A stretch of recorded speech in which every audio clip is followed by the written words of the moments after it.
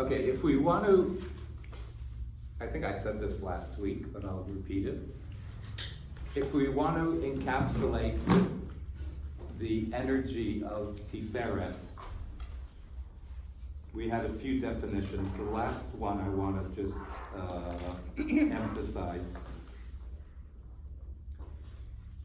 The energy of Tiferet encapsulates our yearning, the place of yearning and longing for a higher world. If you just want to memorize that, then you'll have your finger on the energy that Tiferet exudes. It's a longing, our capacity for longing and yearning for a higher world. And higher world can either pertain to your individual world, that there's a tendency, a propensity, which we described last week as innate. It's innate.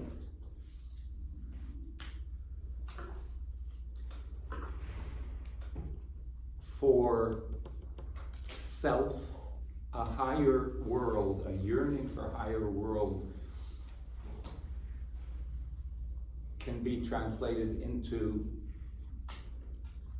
a vision of self-transcendence. I am larger than I think I am. I am larger than the sum total of my parts. There is something within the human condition that is higher than the sum total of my parts, than the sum total of my functions.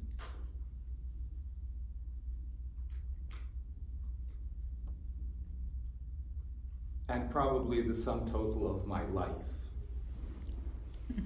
My life is higher and larger than I think it is. And that energy of Tiferet just expands and starts affecting everything else around us. If we would keep that higher vision constantly in the front of our consciousness, we would live differently. All the pettiness of life will begin to disappear and to become quite irrelevant.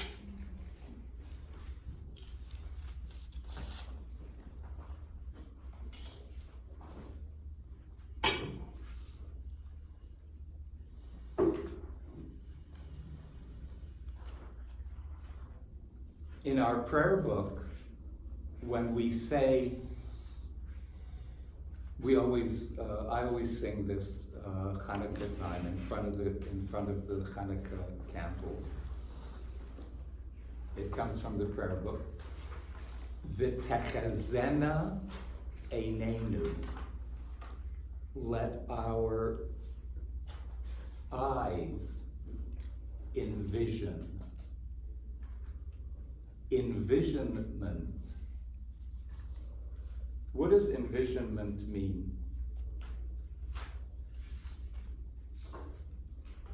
I don't have to envision this cup of coffee because I can see it. It's right in front of me. Envisionment. Vision.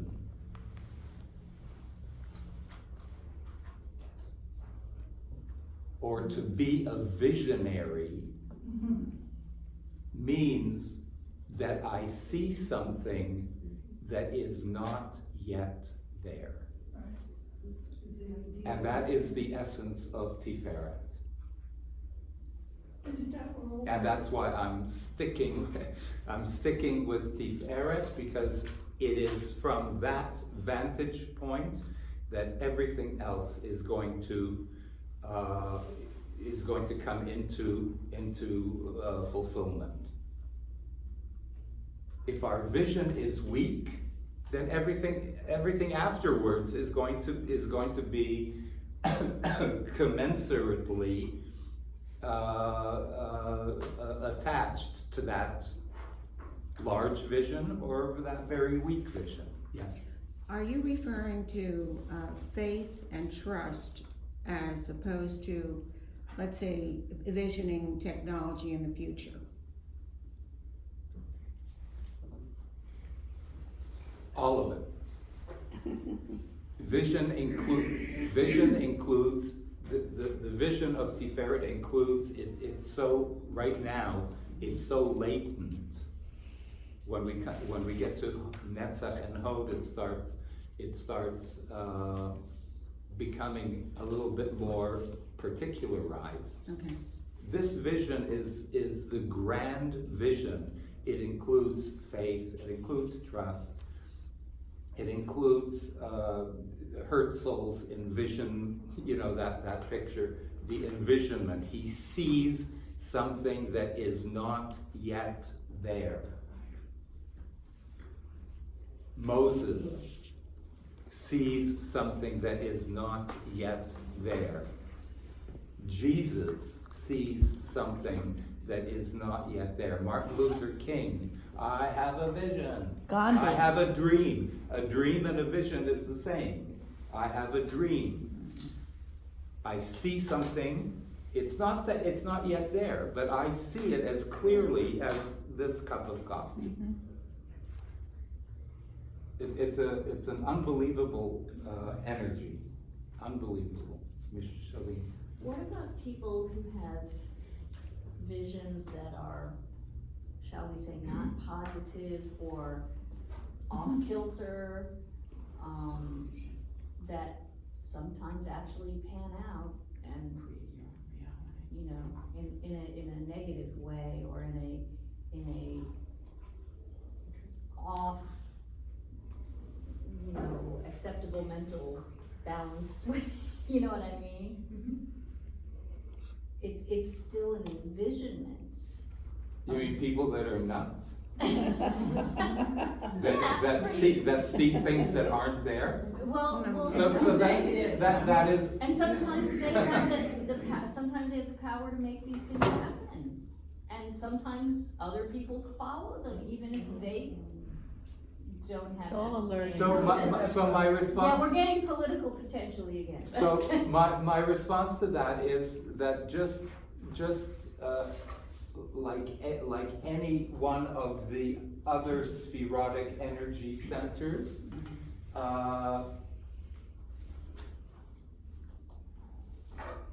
just as they can, each one of the energy centers has their positive and their negative, have their positive flow and their distorted flow.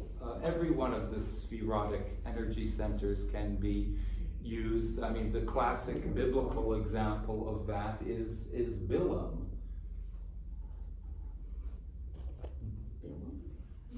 Bilam, yeah. Okay, look it up. Good, not going off course.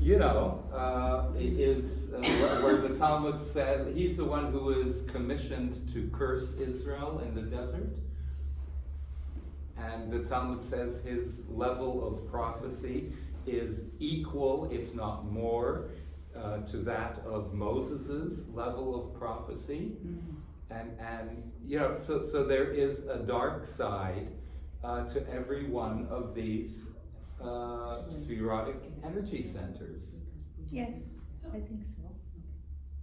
I think Yes. so. This may be very simplistic, but Do our intentions therefore come from our envisionings? Absolutely, absolutely. That is the source. That is the source from where it comes. Okay. Yeah. So I always look at that, situation with the darkness. I look at it as, well, it's God's will and we're learning from it. In the end result, I always have to learn from all of that darkness. The end result is we ought to learn from it. And when it, we don't have to only speak of psychotic people that are taking these energy centers and using that energy for in the negative. We all have the capability of distorting some positive and great attributes and in the words of scripture, make them crooked. That's the word that is used scripturally. You make something positive and you make it crooked. You distort it. Yes. To that point, I think that it's more of a horrible thing when we don't acknowledge our envisionments, that we don't see the good that could possibly come from something. It's in my mind, my analogy is like Moses, the burning bush wasn't a campfire. He knew what it stood for, that it was something that was important. And sometimes we go through life and we don't see what's really important right in front of us. It's easy to pick up on the negative things, but not the good, important things. Good analogy. Nice analogy. Okay. So when we in the Siddur, when we pray, it's these two words, v'tachezena einenu.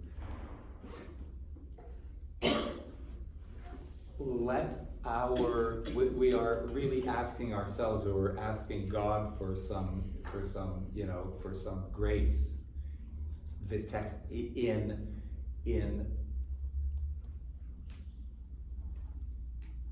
help us open up our eyes to the large and grand envisionment. We need that help. Sometimes our vision is very narrow. We're asking, v'techezena einenu, open up our vision to the larger. And that is the place of Tiferet. I like to use, forgive me, but I like to use Freud's brilliant example, especially going through the Holocaust and everything, that he sort of is the part of our brain highly developed over evolution to protect, kill, procreation. It's all driven. And then there's the ego, the beginning of I am me, and you are you, identity. But then, here comes the good part, the superego, a more advanced development. And that's the one that's transcending itself and saying, wait a minute, why do we do this? Isn't there a better way? So if we can see what was buried in the id, in fear, anxiety, survival of the fittest kind of robotic instincts, and separate that to the one that says, wait, isn't there a better way? Why are we doing this? We're transcending ourselves. And I think that is one of the most exciting, creative abilities we have. You didn't see it, you didn't weigh it, and all of a sudden, there it is. There's an equation for it. Hey. Nice. Very nice. Super ego. I like that. Okay.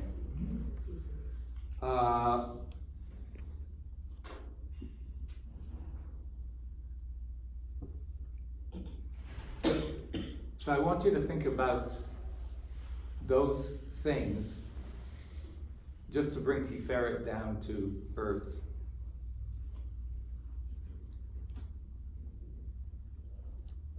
try to identify, not right now, but this is for the next week. Try to identify, let's say the three things. Let's start with three. Try to identify three things that you mamish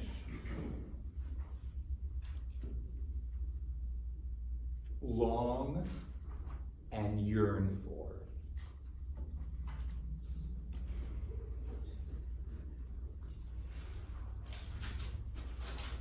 Don't answer me now, or else we'll never get off of it. Try to identify within yourself, like go on a journey into your Tiferet zone. And identify those things that you long and yearn for.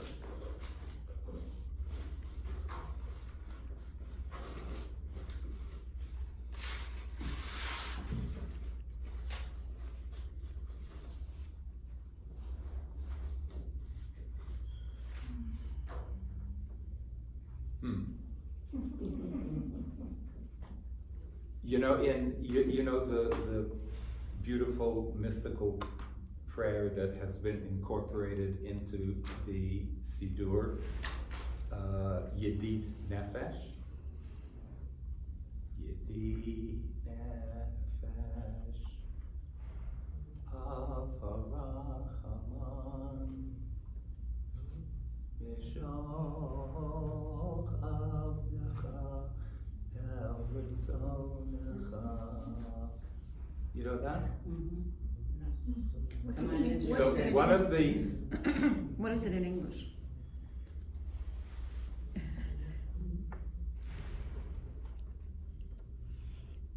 the beloved of my soul.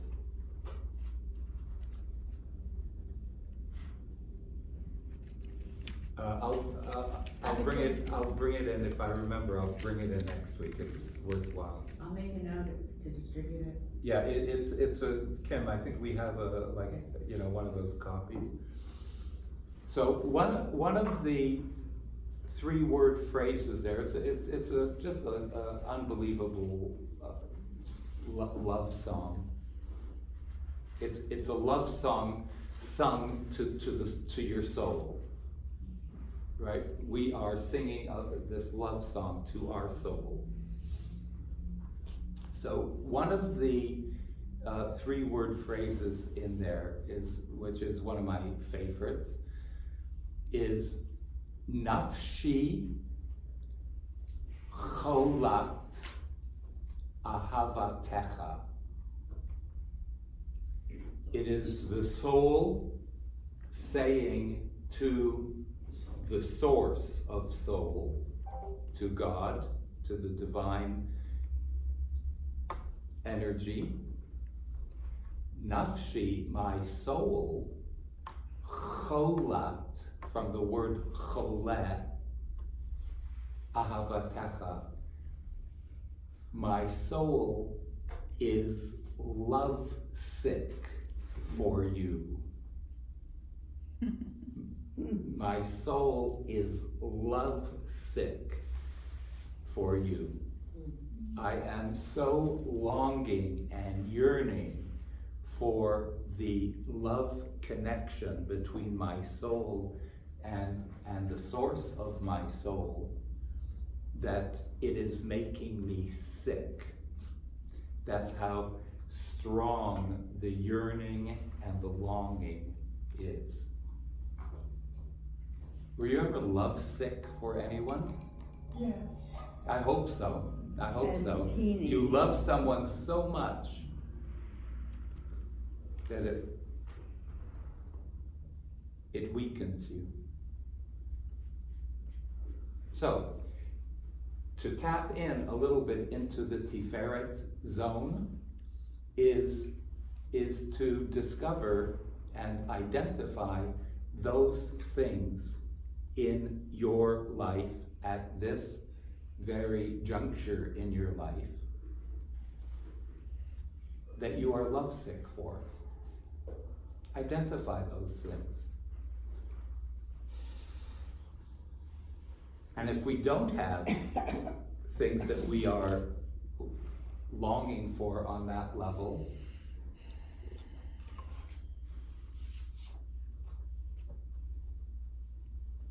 then we need much more work, because they are there. They are there.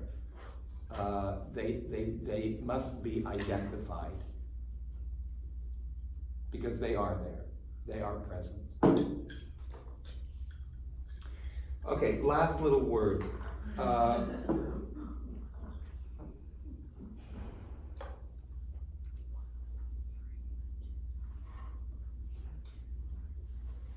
All of this longing and yearning that abides within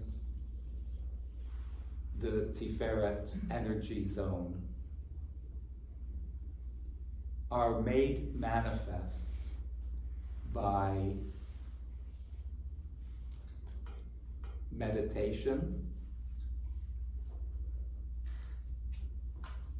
conscious awareness. That's why I'm asking you. Think about it. Contemplate it. So it's made manifest by meditation, contemplation, study, because study is absolutely useless unless the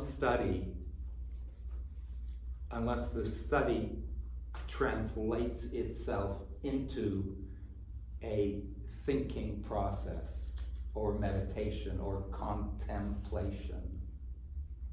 Okay? Study often turns into just collection of information. Yeah.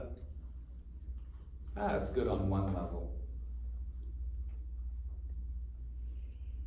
But unless it turns into a meditation and into a thinking process that actually changes your life, then study is, then it's just like a lame little hobby, right? So I want you to, is this a good one? Yeah.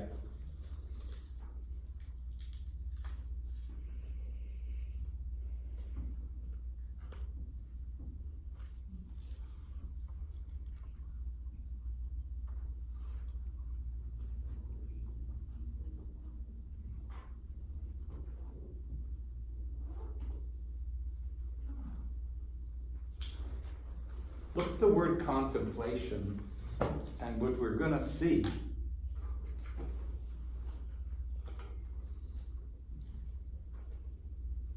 contemplation is the place of Tiferet, and what we're going to see is the word contemplate.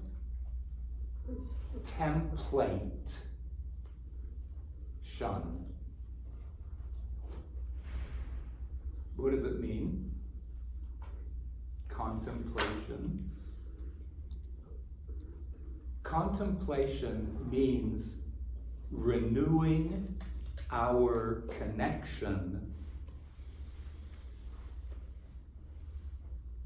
to the basic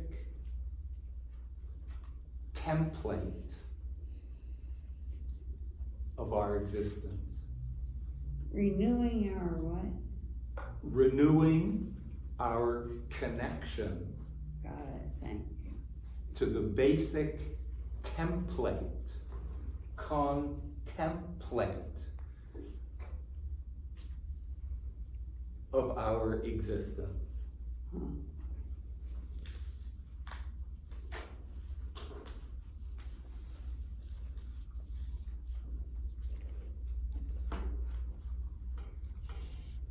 So contemplation, the exercise of the practice of contemplation,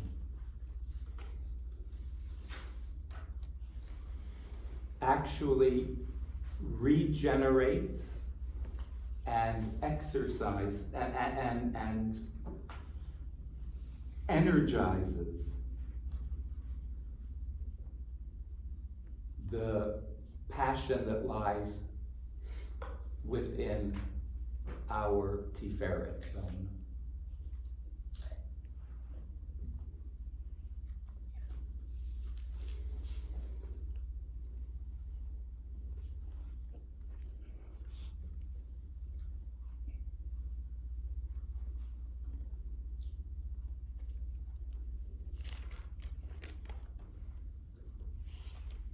In this way, we differentiate between the word thinking and contemplation. Thinking is thinking.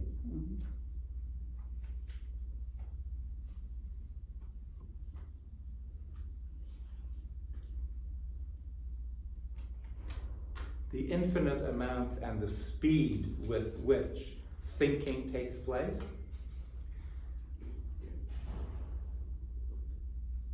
I can think that this coffee has the exact amount of coffee, sugar, and creamer in it. Right, that thought, in a second, I take a sip, ooh, good, I thought of that, I don't even think that I'm thinking about it, right? Thinking, actually, most thinking goes in one, it goes in one ear and out the other. The thoughts, boom, boom, boom, boom, right?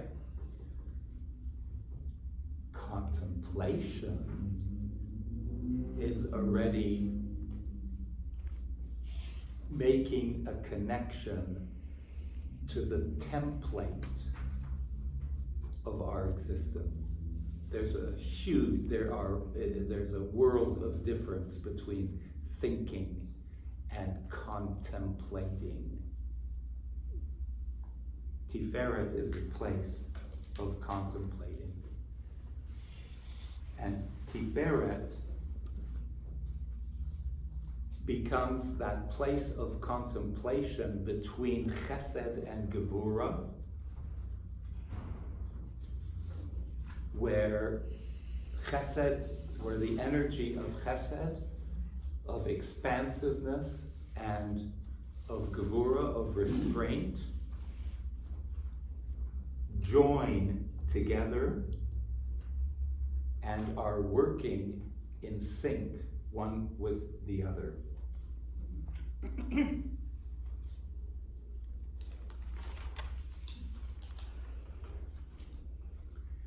Let's end with this.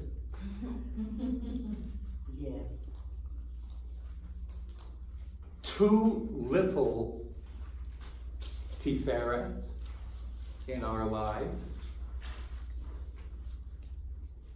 Do you want me to move? Me? Yeah. No. Okay. What happens when there's too little Tiferet in our mind, in our lives? We can I'll direction, anxiety, and Good. Anxiety, Ellen. Lack of direction. Lack of direction, very good. No joy, there's Huh? no, Hopelessness, depression. Good. Hopelessness, depression, no joy. good. No joy. Too little Tiferet imparts. You're all correct. Also, manicness is the other side of it. We're going to get to that. Too little Tiferet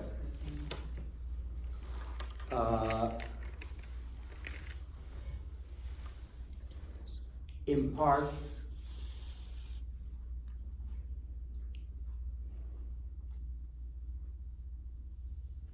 kind of a gray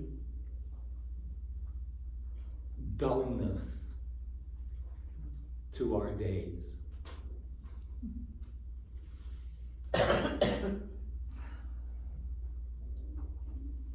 We walk around in an atmosphere, in a mental and spiritual atmosphere of dullness, a dull gray. It's like nishta he, nishta hair. It's like it's dull and it's gray.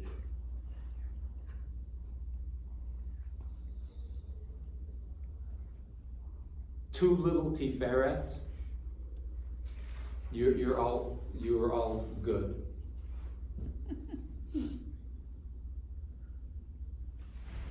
But before we get to heavy-duty depression and anxiety, I want to do things that before that comes.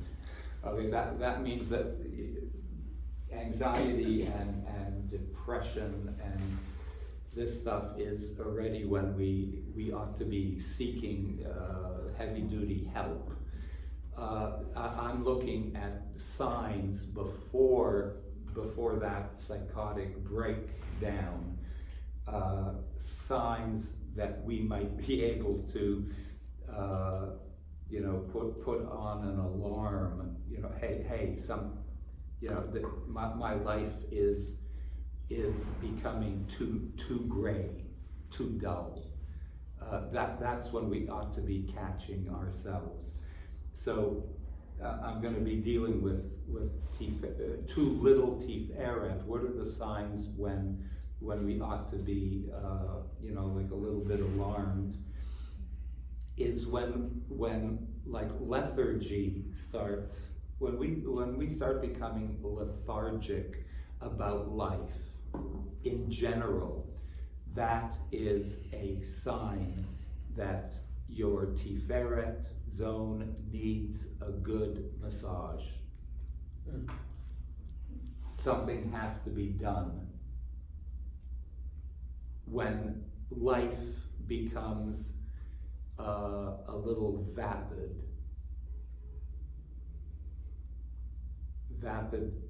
meaning no taste.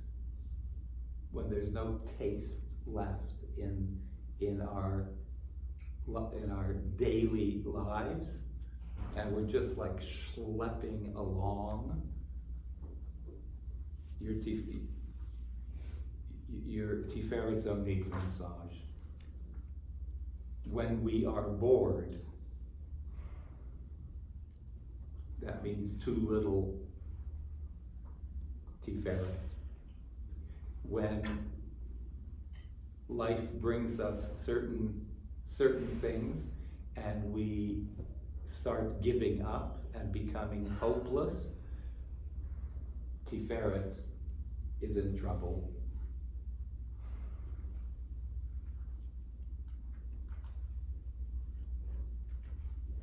How about too much Tiferet?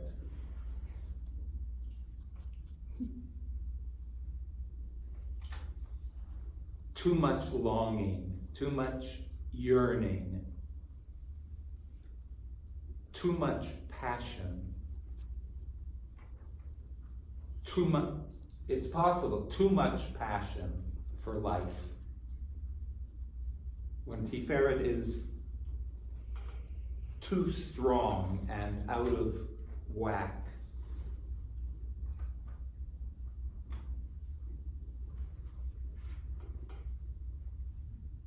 What happens when there's too much Tiferet? No, somebody? Yeah. You don't feel satisfaction in anything you do because you always want more, I would think. Very, very, very good. Too much Tiferet can lead to obsession. Lead to what? Obsession. And never being satisfied or fulfilled. I'm always going, because Tiferet is so expansive, I'm always going for the next thing. I'm never actually happy. I'm never satisfied. I'm rarely fulfilled, because I'm always going for something that I'm always going for the next vision, and never really implanted satisfactorily in where I am. So it becomes obsessive, and it becomes a rat on a wheel, right?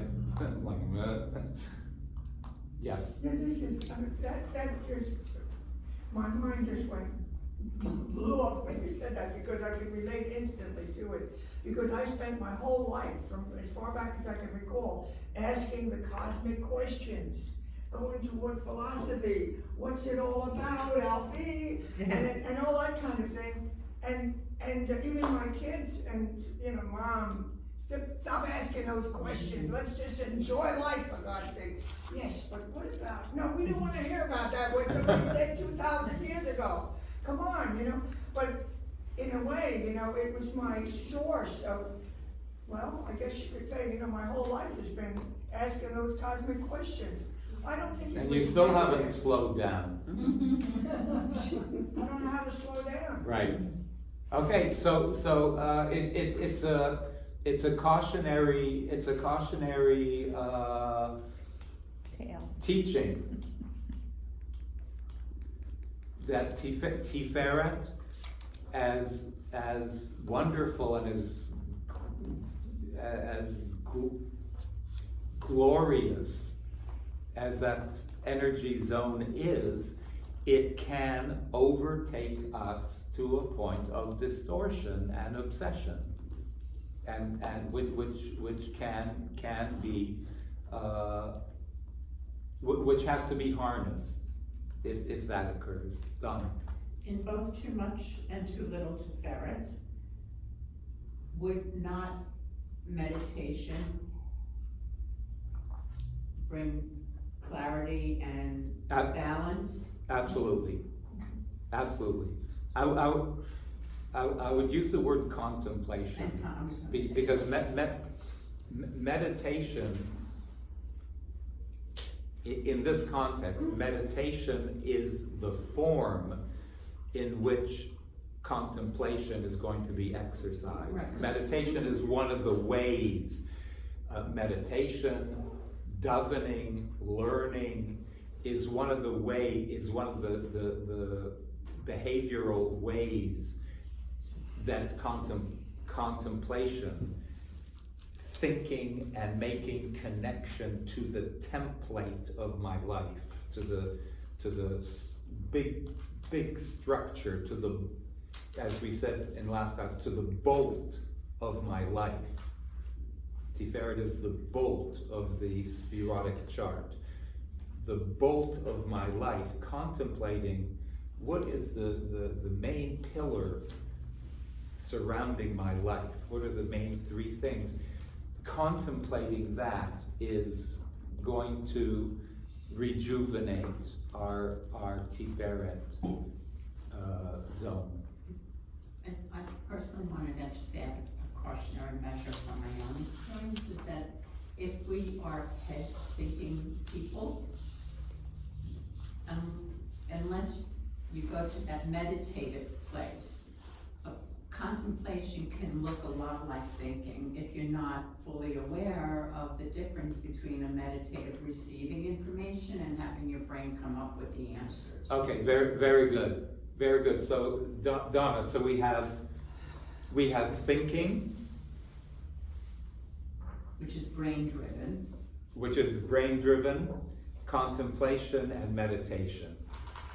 And they are three totally different functions. Thinking, contemplation, and meditation. And you are correct that contemplation sometimes can masquerade as thinking. Right. Contemplation is much deeper than thinking. It's thinking about the template.